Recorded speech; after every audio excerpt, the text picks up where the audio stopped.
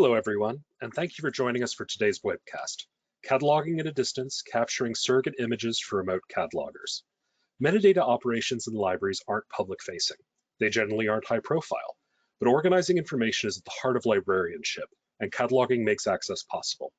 Creating cataloging surrogates can empower your library's metadata team to streamline workflows, to operate with greater flexibility, to cultivate a network of language, format, and subject expertise, and ultimately to increase access to collections. We're broadcasting today from Brunswick, Maine and Bethlehem, Pennsylvania. I'm Thomas Forsyth, Senior Sales Account Manager at Backstage Library Works, and I'd like to introduce today's presenter. Jake Bastian is a Vice President of Collection Management Services for Backstage. Jake manages on-site teams that carry out projects such as inventory and RFID tagging, archival processing teams, and catalogers who create records for materials in more than 100 languages and dialects. We will be recording today's presentation, and that recording will be available to you in the coming days. We'll email you a link. Attendees' lines are muted, so please direct any questions or comments through the questions panel. Jake, tell us what we need to know about cataloging surrogates. Great, thanks so much, Thomas. I appreciate it. Hi, everyone, and thanks for joining this presentation on capturing surrogate images for remote cataloging. As Thomas said, my name is Jake Bastian. I'm the Vice President of Collection Management Services with Backstage Library Works. Today, I'll introduce cataloging surrogates, a tool that can change the way we handle cataloging remotely. We'll dive into what cataloging surrogates are, their benefits, and how they streamline workflows, improve accessibility, and protect valuable materials. But first, just a little bit of background in case you're not familiar with us. Backstage Library Works has been dedicated to supporting libraries, archives, and museums for over 35 years. Our team of more than 150 experts serves institutions of all sizes, providing on-site and off-site services in metadata, digitization, and preservation, among others. We enhance discovery and access by tailoring solutions to unique client needs, from large-scale cataloging efforts to special projects with rare or delicate materials. For example, one of our recent projects involved cataloging a rare collection of periodicals on the subject of numismatics. By cataloging from digital surrogates, we saved handling time, protected the originals, and made the collection more accessible to patrons. So, what is a cataloging surrogate? Well, cataloging surrogates are essentially stand-ins for cataloging resources, created when access to the original resource is limited. They allow catalogers to work with items without physically handling them, which is especially useful for fragile or rare materials. Surrogates can take many forms, such as photocopies, notes, spreadsheets, or digital images, which is mostly what I'll be talking about today. The type of surrogate utilized depends on the material's fragility, your institution's resources, and cataloging workflows. Imagine a delicate 18th century book that can't be transported easily. By capturing a high-quality digital surrogate, catalogers can work with it safely from anywhere. But before I dive in too deeply, I want to take a quick poll so I can better understand all about your experiences working with cataloging surrogates, or if this is the first time you're hearing about them. So we're going to get that out there shortly.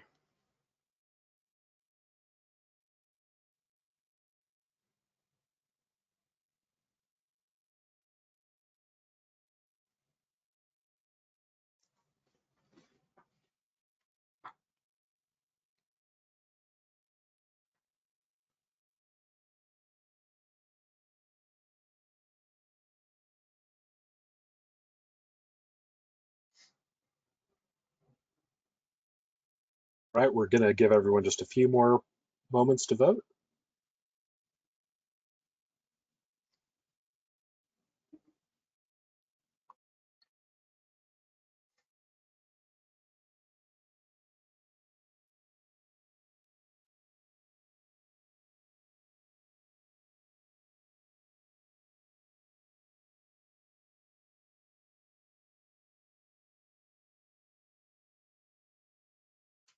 So it looks like 35% of you have worked with cataloging surrogates before, 9% have created them for catalogers, 23% are familiar with them but have not worked with them before, and for 33% of you, it's a new concept.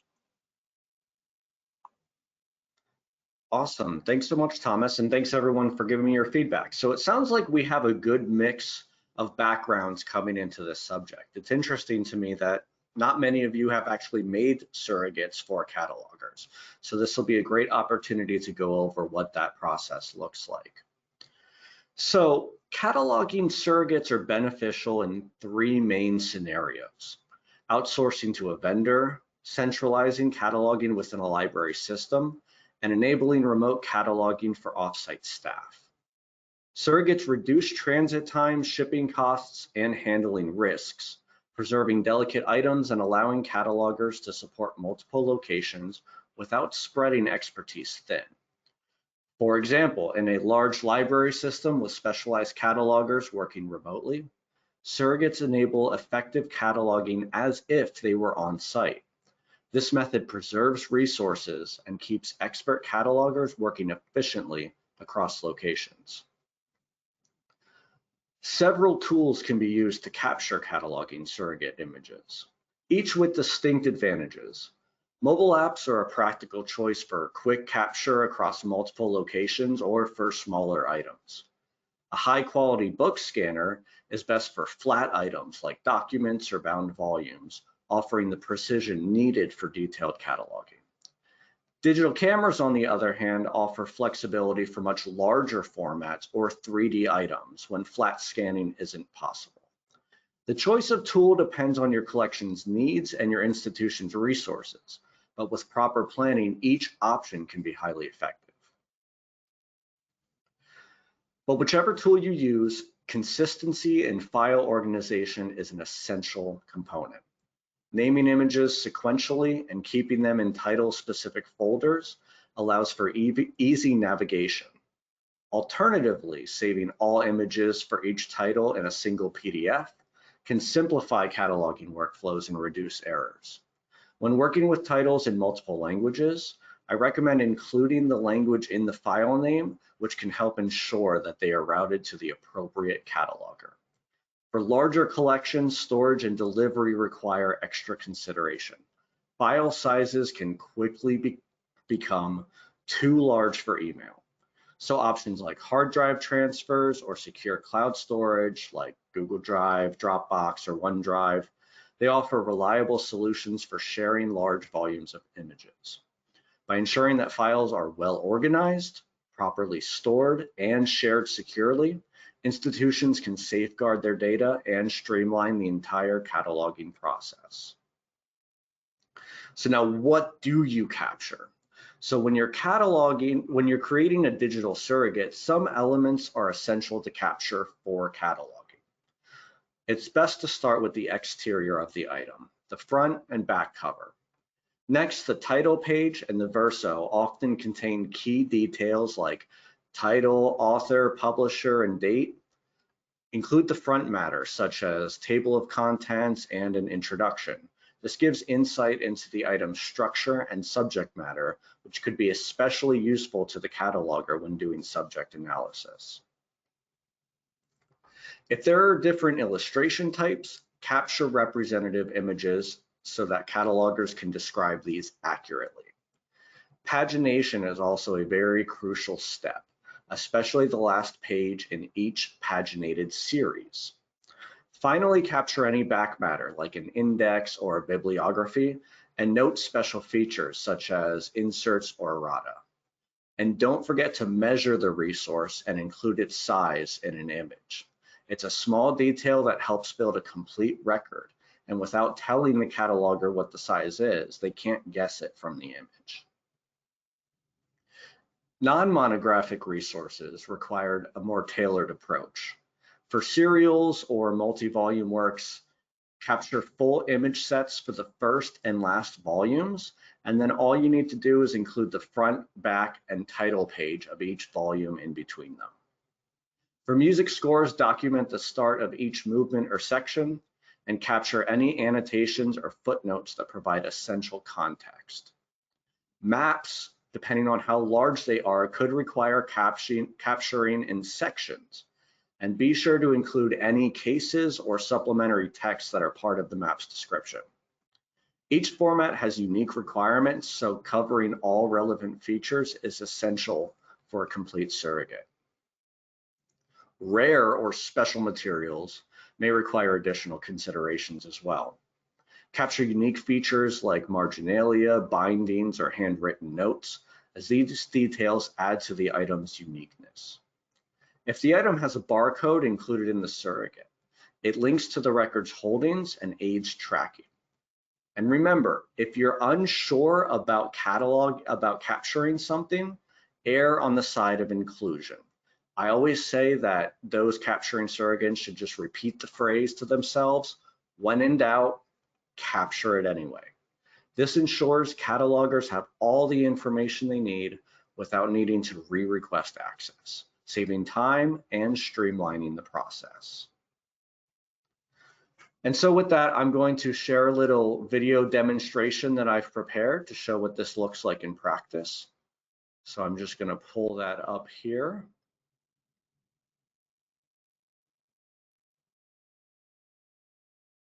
So in this setup, I have a laptop, a book scanner, and I have a whiteboard for information to write on it that can't be captured on the images. So the first thing I'm doing is I'm inserting a numbered flag into the book so that I can track the number book that has been captured in the sequence of this batch.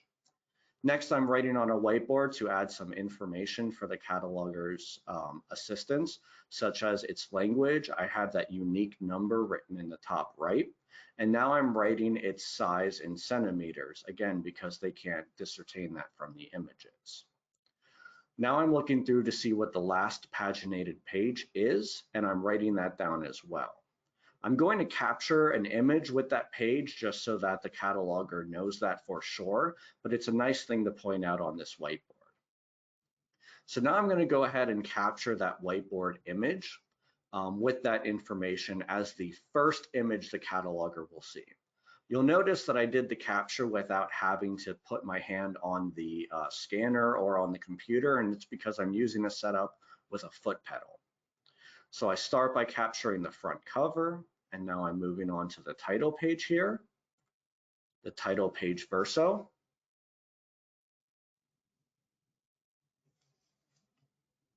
And next I'm moving on to some of the front matter. Like I said, including the front matter in its entirety can really help a cataloger with subject analysis, and it can also help with filling in some contents notes if that's part of your requirements for your own catalogs.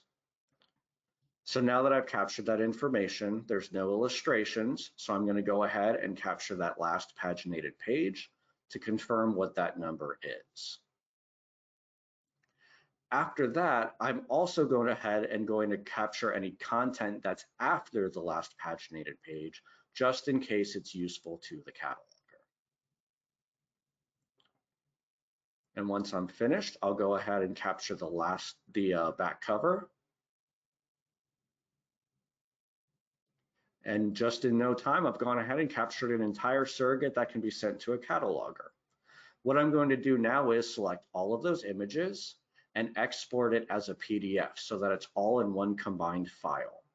I'm saving it with the item's language as well as that unique number I applied to it for file management.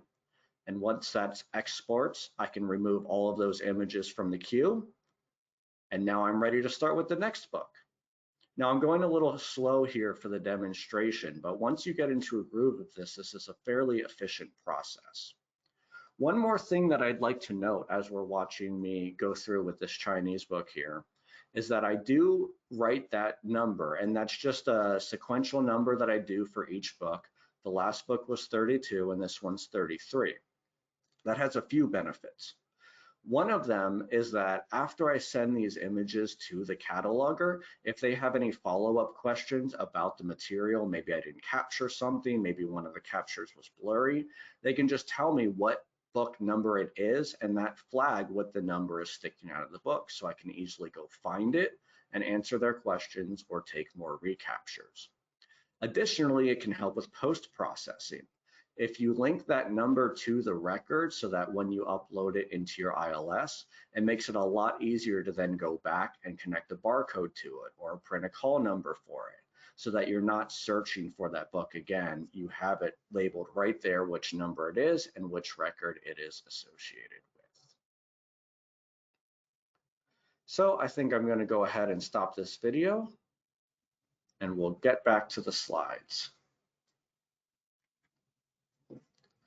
Now at Backstage, we routinely capture digital surrogates for our language cataloging experts worldwide, particularly for non-Roman language materials that require specialized skills. This process allows us to maintain high quality standards without transporting original materials. We also work with clients who prefer to avoid the risks and cost associated with shipping. Clients can capture surrogates themselves, often with the help of staff, volunteers, or students. Upon request, Backstage can also send staff on site to perform captures. But for institutions looking to handle captures in-house with minimal setup, we now offer a streamline option to support that need. Backstage's scan to catalog kit is now available for rental to help clients meet their remote cataloging needs. This portable solution includes easy-to-use equipment and clear setup instructions, enabling institutions to create high-quality surrogates on site. By reducing logistical barriers, the kit makes it easier to outsource cataloging to our team and helps libraries maintain consistent workflows, no matter where their collections are. This is the same kit I used in that video demonstration earlier, so you've already seen how it supports an efficient capture process. So that wraps it. Thanks for joining us today and learning how to create cataloging surrogates and how they can enhance remote cataloging workflows while also improving access to vital materials. The QR code on this slide links to a blog post with more detail on creating digital surrogates. And at this point, I'd be happy to take any questions that anyone may have. Hi, Jake. So far, we've had 3 questions. 2 of them are very similar. The first 2 are, can you give the name and model of that particular book scanner? And the second is, can you share the info on the equipment and software that you've used in the demo? It looks very efficient. Absolutely. So the scanner that I used in the demo is a CZUR scanner. It's spelled C-Z-U-R. And it's the scanner that we use in our offices on site, as well as in the scans catalog kit. Now they have a few different models. I recommend any of them. They all work very well. The one we use in our office is a little pricier, but it's a little more heavy duty with more capabilities. The one in that demonstration is the more sort of shipping friendly model. It's the one in our kit because it folds up really nicely and ships well and doesn't risk getting damaged. They have a whole line of scanners, recommend them. That software that I use is the software that comes with the scanner. It's very easy to use, and it even has an auto capture feature, which I didn't demonstrate. But how it works is it will, as soon as it recognizes that you've changed something in the capture area, maybe you flip the page, once it sees that you've stopped moving, it captures it. You don't have to use the foot pedal, you don't have to click a button, it auto captures. And you flip the page, it watches you settle, and it captures again. Highly recommended if you're looking at getting equipment for surrogates. And for question number 3, what would be the best captures for special format materials such as DVDs? So with DVDs, we always capture the artwork insert in the DVD case. We actually pull that out of the case because the problem with DVD cases is during the capture, you can kind of get a bit of a glare from the case. So we pull the sleeve out and we capture that whole, and then we capture the actual image of the disc or discs if it's a multi-disc DVD set. And then if there is an insert, we capture the insert as well, just to make sure. When it comes to audio-visual materials, you tend to capture an image of just about everything because compared to a book, there's less to capture. So you're getting a similar amount of images. How do you write pagination when working with a non-Roman book and can't read the materials? That is a fantastic question. So if you're working with non-Roman materials, there are a lot of great resources online that can kind of help you find the symbols that and how they translate to Romanized numbers. That's a great starting point. Now, if you're working with a ton of different non-Roman languages, that would be a lot of effort to look up those materials. What I would recommend is to try and look for patterns in the how the numbers increase. You know, it's obvious to say that the last paginated number, you're just going to see that last numerical symbol, and you just capture that image, and that's good. But of course, we know that in Romanized books, we have the Roman numeral sections at the beginning. We have to capture the last pagination of that section, as well as the Latin number at the end. And so you basically just have to look for patterns and recognize, okay, it looks like these symbols are increasing, and then they restart. So capture that last page where it increases before it restarts. The most surefire way is to just go ahead and find a table that shows you what the symbols mean, so you can sort of see the sequence. And it also comes back to the motto I said earlier: when in doubt, capture it anyway. If you think it may be the end of a paginated sequence, just capture it. And if they end up not needing it, it's just an extra image and it's not that big of a deal. How have you changed what you include or exclude from scans based on feedback from your catalogers? That's a fantastic question as well. So we used to capture book spines on everything, but we've sort of moved away from that because it didn't seem necessary. We do train our people to capture them if there's a significant difference on the spine of a material, like in the title or things like that, but we don't do it for every capture.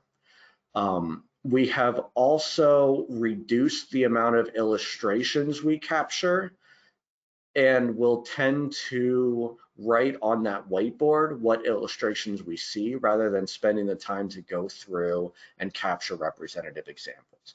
Now, I didn't mention that in this webinar because it takes someone who's more trained in what the different types of illustrations are and how they're described in catalog records.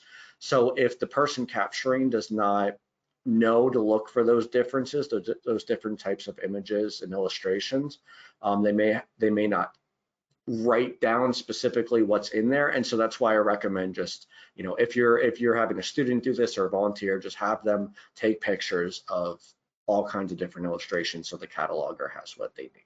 So that has changed. We are also actively working with our language experts to get feedback from them on some nuances that are specific to foreign language materials that have unique aspects that they need in order to capture. One big example we had a few years ago was we had someone capturing Japanese materials and didn't realize that it had a colophon at the end of the book that was extremely vital to cataloging.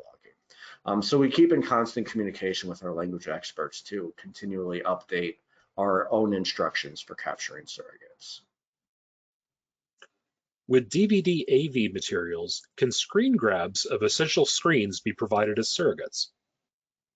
They absolutely could be, and it just sort of depends on the level of information that's necessary for that cataloger to complete what they're doing. The idea is to sort of go with a balance of how much time am I spending on capturing. You want an efficient aspect, but you also want to make sure you're getting enough information so that the cataloger needs it. If you're doing mostly copy cataloging, that may not be necessary. The information from the DVDs, artwork and things might be enough to complete that copy cataloging. But if this is a one-of-a-kind DVD, maybe it was a captured event at a ceremony for a society or something that just doesn't have that information on the outside, then yes, absolutely. Grabbing screen grabs from the video and maybe even writing up a quick comment on some of the content that's spoken out loud could be extremely useful and usable as part of the surrogate. We do have additional questions, but we also have some feedback from one of our catalogers. As a Backstage cataloger, can I ask that somewhere you say that if the illustrations are colored, chiefly colored, or some colored, because it can be difficult to determine if there are only a few illustrations shown? Yeah, and that's an extremely good point. And that sort of gets back to the differentiation between what you instruct someone doing these captures to do. And that's why I err on the side of, if it's someone who's not familiar with cataloging practice, that instead of writing down their interpretation of how to describe the illustrations, to just capture a bunch of representations of them, so the cataloger gets a very good idea of the types of illustrations included. And it is good, a good recommendation and good practice to write on that whiteboard, is it mostly colored illustrations, or is it all black and white? Is it a mix? Again, it comes back to, as much detail as you can give is going to be extremely helpful and appreciated by the cataloger. What about handwritten items? How do they differ? So handwritten items sort of go back to when I talked a bit about working with rare materials or special collections.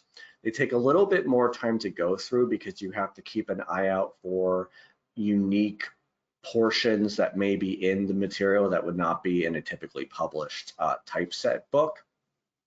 But again, at the end of the day, just capture the essential pieces that the cataloger needs.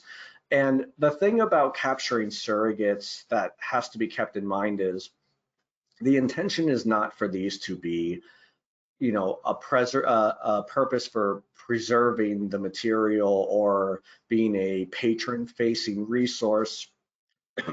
The purpose for this is for the cataloger. And so once that's finished, it's not necessary anymore. So I'm saying this to illustrate to the point that when it comes to handwritten materials, you may be tempted to put in extra effort and extra resources and extra editing to make sure that that handwriting is captured, perfectly and not blurry.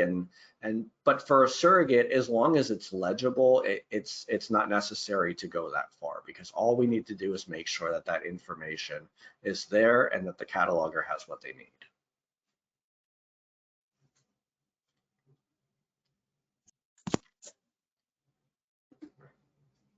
Our archive is Southeast Asia focused. Are you able to provide cataloging for Thai, Khmer, Laotian, Russian, Chinese for book cataloging? Yes, the answer is yes to that. And someone asked about, how do they learn about renting the scanned catalog kit? You can email us at info@bslw.com.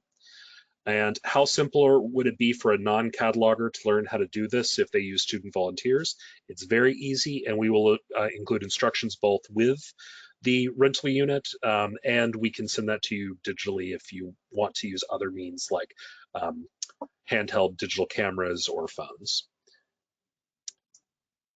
And a note too on using volunteers or students, it comes down to what you're capturing.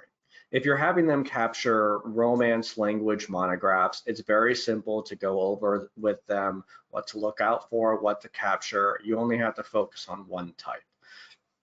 When you are getting into a capture project with multiple formats, multiple language, that's when it's going to take a little bit more to sort of get them comfortable working with the different types of formats and the different languages. I recommend separating it by format and language so that they can get used to one portion of it before moving on to another, rather than jumping around and having to remember, oh, that's right, when I captured that Thai book 30 books ago, I had to keep an eye out for this. Planning is very important. Like any project, planning is very important to a process like this. Any advice on scanning restaurant menus for cataloging? That's the first I've ever heard that question, so kudos to you. It just sort of comes back to, again, capture as much information as needed for the record. Restaurant menus aren't large, I would assume. I mean, I've been to some restaurants that have pretty large menus and make it difficult for me to decide what I'm going to eat. But compared to a full-length monograph, they're not very big. So with those smaller items, you can go ahead and just capture an image of the entire thing without taking too much time. For manuscripts, for example, which are 1 or 2 pages, we don't have to spend time considering what parts of this manuscript will the cataloger need? It's 2 pages, so we can just capture the whole thing, send it off, and we know confidently that they have what they need. Our cataloger has chimed in again. I would note on moving images, the preferred source for the title is the title frame, not the container. And next question, how long do you retain these surrogates? So for us, we hold on to them until the final record has been delivered to the client and accepted. Once that's complete, then we get rid of the surrogates as we no longer need them. But we do hold on to them through the entire cataloging process in case we need to reference them to follow up with a cataloger or to follow up with a client on a specification question or a recapture. And the final question we have so far, so if anyone else has anything you'd like to chime in, now's the time. What resolution are you scanning? I'd have to double check my settings, but I'm pretty sure we did it at 300 DPI or PPI, yeah. I would refer to my digitization colleagues for more information about that if anyone has any questions about capture specifics.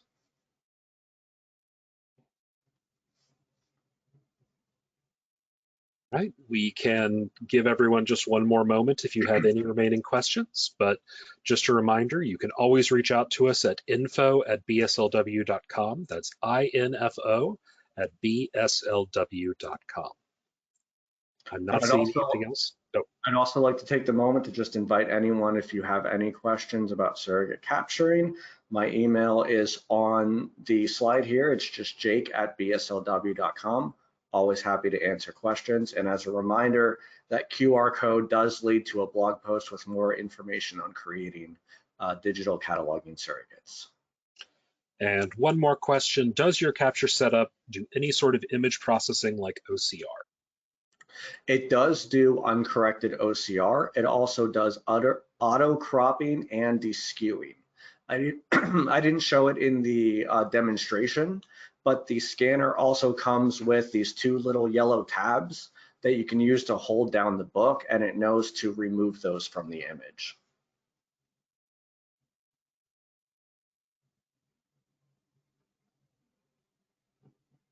Right, it looks like that's all the questions we have.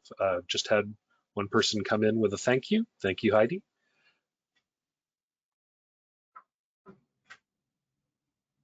Well, thanks everyone for attending and listening to me talk about cataloging surrogates. I really appreciate your time.